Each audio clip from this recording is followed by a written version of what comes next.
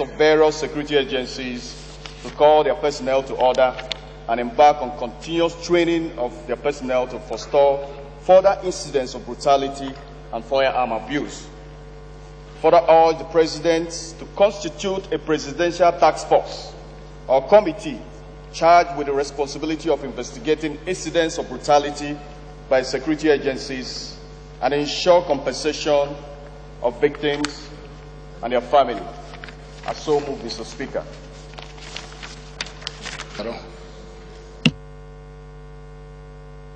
Representing Birningwari, Giwa Federal Constituency from Kaduna State. Mr. Speaker, I rise to second the motion as ably moved by my colleague. I so second. Thank you, Mr. Speaker.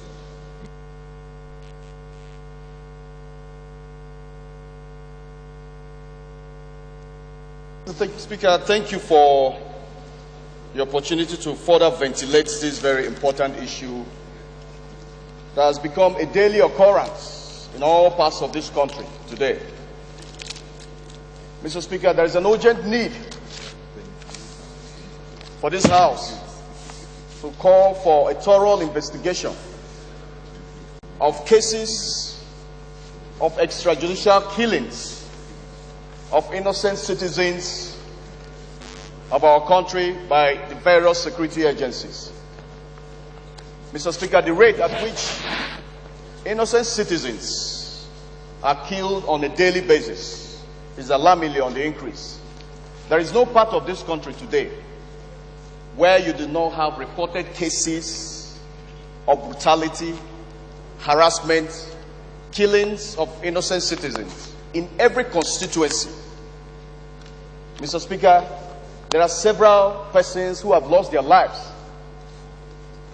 in very worrisome circumstances as a result of the carelessness of our security agencies. Mr. Speaker, a situation where a security agent shoots and kills a citizen over a traffic argument should be condemned, and of course it's not contemplated by our law. Security agencies, security personnel are meant to be circumspect and professional in their conduct and of course in the use of force and firearms. Mr. Speaker, according to statistics by Nigerian Watch, between 2006 to 2014, there are over 12,680 reported cases of incidents of killings of innocent citizens of this country by our security agencies, by those who has the responsibility to protect the lives of the citizens. In 2008, Amnesty International published a report entitled it "Nigerian Police Kills at Will." And they further stated that over hundreds of killings, loss of life of innocent citizens were perpetrated by the various security agencies. In February 2013, Mr. Speaker, the Network on Police Reform published another report expressing concern on the never-ending incidents of killings, brutality on innocent citizens of our country, Mr. Speaker. Mr. Speaker, there are a lot of cases, both reported and unreported, of such cases every other day. Mr. Speaker, I urge the 8th Assembly to look into these killings and rise to the occasion.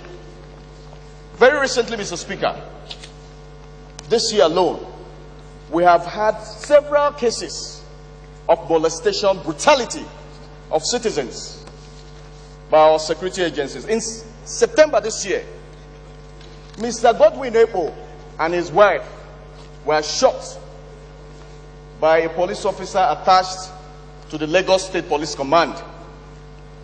The wife died instantly, while Mr. Godwin Ebo died 2 days later, leaving behind 3 children Mr. Speaker, I wonder what will be the fate of these innocent children without a mother and a father.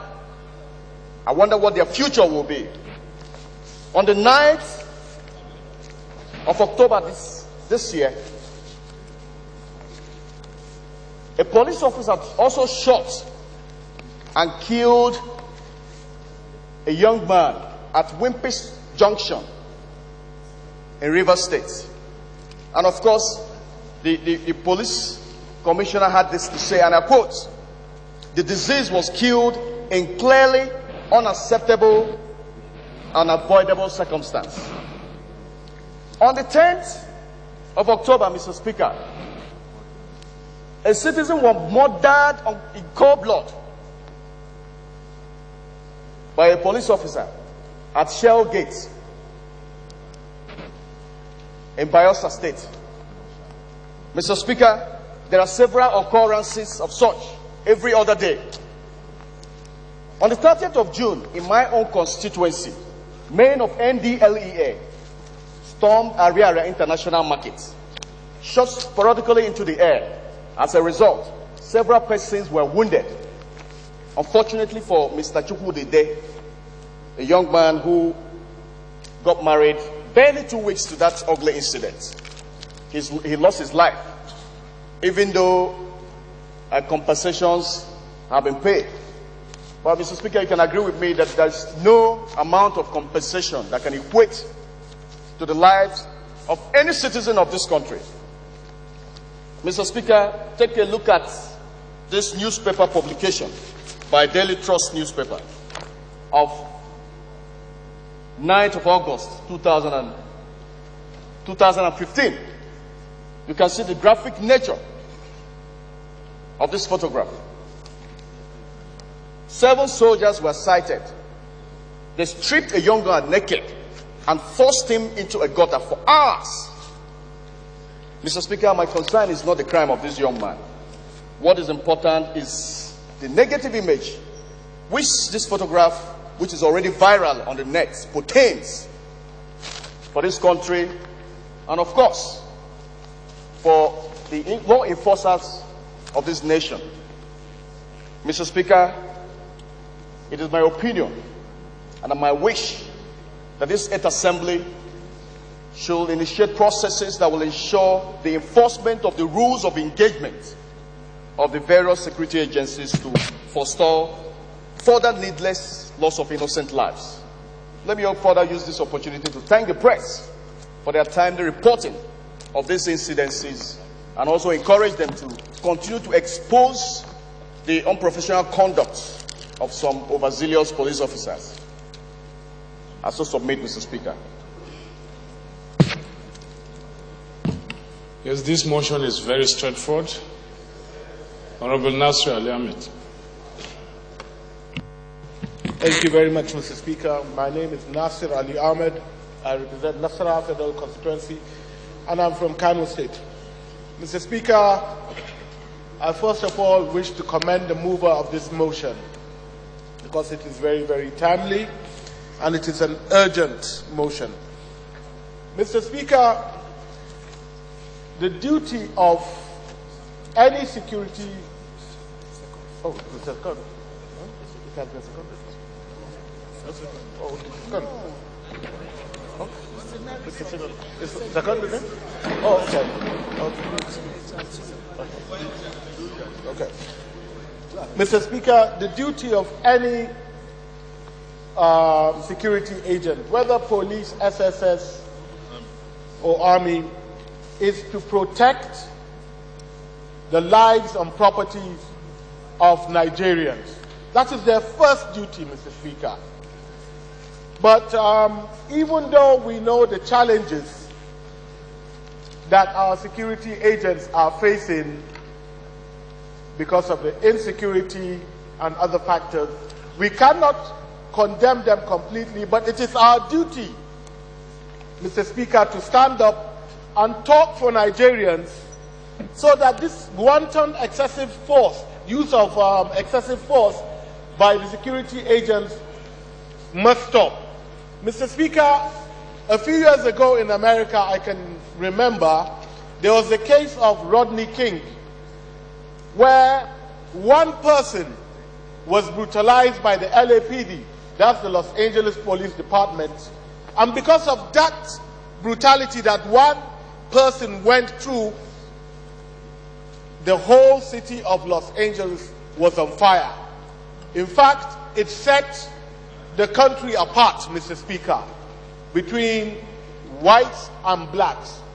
So, Mr. Speaker, we cannot sit down as duly elected servants of our people and allow this kind of thing to go on, Mr. Speaker. I wish to use this opportunity to urge all our honorable colleagues to please support this motion to ensure that this thing comes to a stop. Mr. Speaker, I thank you very, very much for giving me the opportunity to talk. We take amendment. Take amendments.